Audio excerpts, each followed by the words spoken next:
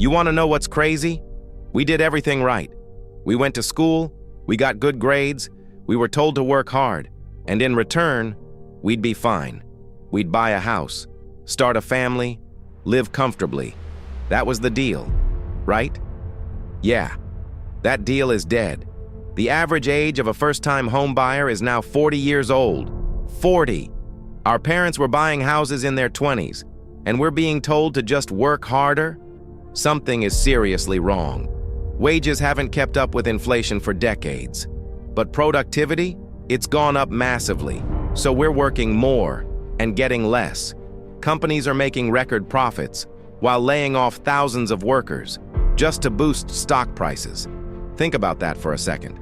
They're making more money than ever and still cutting jobs. The job market? It's a nightmare.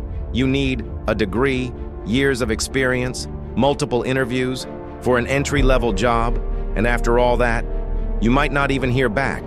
And if you do get hired, you're barely surviving because rent is insane, food is expensive, everything costs more.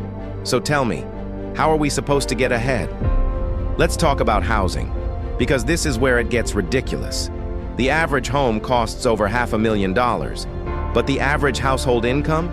Not even close to matching that. And saving for a deposit? Almost impossible, because most of your money is already going to rent. But here's the truth nobody wants to admit. Housing isn't expensive by accident. It's expensive by design. Corporations and investors are buying thousands of homes, not to live in, but to make profit. They turn homes into assets, and we're stuck renting forever. Now let's say you try to just get a better job. Good luck. Every job has hundreds of applicants, sometimes thousands. Your application gets filtered by AI. Then you do interviews, sometimes even unpaid work. And then you get ghosted, just like that. And even if you do get the job, there's no security, no loyalty. Companies will lay you off instantly. Even while making billions, you're not valued, you're replaceable. And then people say, Gen Z just doesn't want to work. No, we do want to work. We just see the reality. We're being told to work harder than any generation before us, for less money, with higher costs, and worse opportunities. That's not laziness, that's a broken system. And the people running things, they don't live this reality. They bought homes when they were cheap. They went to college when it was affordable. They got jobs without competing against thousands of people. And now they're making decisions for a world they don't understand anymore. So waiting for someone to fix everything? Yeah, that's probably not happening. So what's actually broken? Everything. Housing is broken. Wages are broken. The job market is broken. And even the system itself? It doesn't work for us. So what do? First, housing needs to change. Homes should be for people to live in, not just for profit.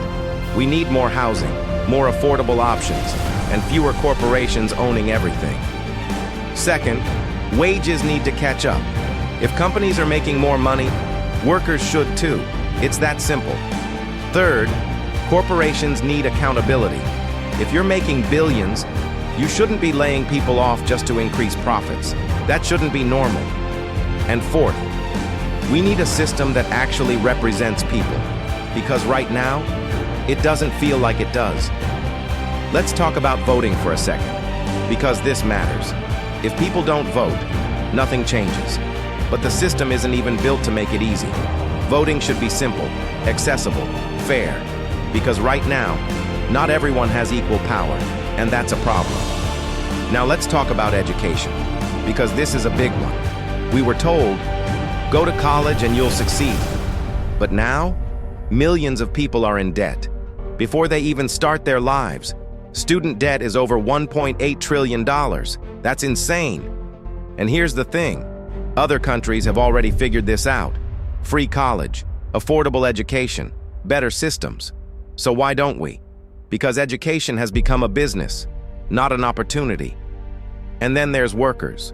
Workers today have less protection than ever. No guaranteed paid leave, no guaranteed vacation, no real job security. Meanwhile, companies fight hard to keep it that way. Because the less power workers have, the more profit they make. But in other countries, workers have rights, they have time off, they have protection.